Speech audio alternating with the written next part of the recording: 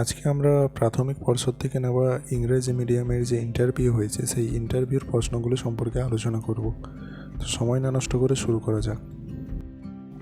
দেখুন, ইংরেজি মিডিয়ামের প্রার্থীদের অনেক প্রশ্ন করা হয়েছিল, যার মধ্যে একটি গুরুত্বপূর্ণ প্রশ্ন হলো বাংলার শিক্ষা পোর্টাল সম্পর্কে আপনি কী জানেন। তা এই প্রশ্নের উত্তরে আপনি খুব সংক্ষেপে বলতে পারেন যে বাংলার শিক্ষা পোর্টাল হলো বিদ্যালয়ের সাথে সরকারের সরাসরি সংযোগ স্থাপনের একটি মাধ্যম, যেখানে শিক্ষক মহাশয়, শিক্ষার্থী এবং বিদ্যালয়ের শিক্ষা প্রশাসনের সমস্ত তথ্য লিপিবদ্ধ রাখা হয়। দ্বিতীয় যে প্রশ্নটি গুরুত্বপূর্ণ যেটা জিজ্ঞাসা করা হয়েছিল সেটি হলো বাংলা এবং ইংরেজি মাধ্যম বিদ্যালয়ের মধ্যে কী কী পার্থক্য আছে।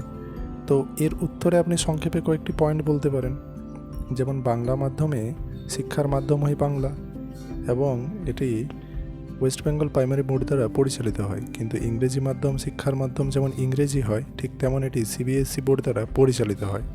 বাংলা মাধ্যমে ইংরেজি একটি দ্বিতীয় ভাষা হিসেবে পাঠদান করা হয়, কিন্তু ইংরেজি মাধ্যমে বাংলা ভাষাকে দ্বিতীয় ভাষা হিসেবে পাঠদান করা হয়।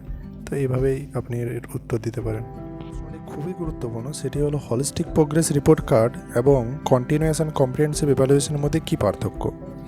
তো এর উত্তরে আপনি যদি দুটো পয়েন্ট বলেন তাহলেই কিন্তু ইন্টারভিউয়াররা খুশি হয়ে যাবে। প্রথম কথা, হলিস্টিক প্রোগ্রেস রিপোর্ট কার্ড শিক্ষার্থীদের প্রথম থেকে অষ্টম শ্রেণী পর্যন্ত রেকর্ড লিপিবদ্ধ করে, কিন্তু সিসিই শুধুমাত্র নির্দিষ্ট শ্রেণীর তথ্যকে লিপিবদ্ধ করে রাখে।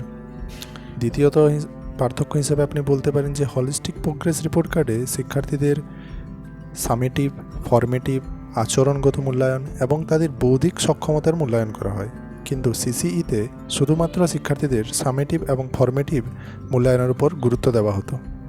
এভাবেই কিন্তু এই প্রশ্নের একটি খুব সুন্দর উত্তর দিতে পারেন।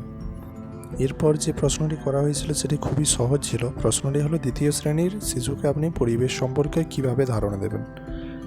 তা এখানে আপনি শুরু করতে পারেন এইভাবে যে আমি দ্বিতীয় শ্রেণীর শিশুকে জিজ্ঞাসা করবো যে ক্লাসরুমের মধ্যে তোমরা আশেপাশে কী কী জিনিস লক্ষ্য করেছো।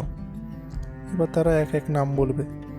এবার তাদেরকে আমি বোঝাবো যে আমাদের চারপাশে যে সমস্ত জিনিস আছে সেগুলোকে নিয়ে আমাদের পরিবেশ তৈরি হয়।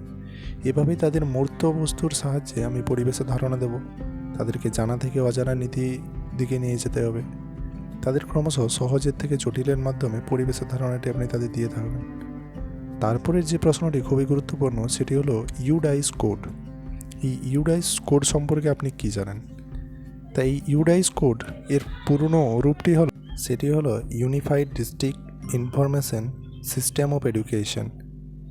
এটি একটা স্কুলের পরিচয়পত্র, যার সাহায্যে আমরা একটি নির্দিষ্ট বিদ্যালয়ের সম্পর্কে যাবতীয় তথ্য জানতে পারি।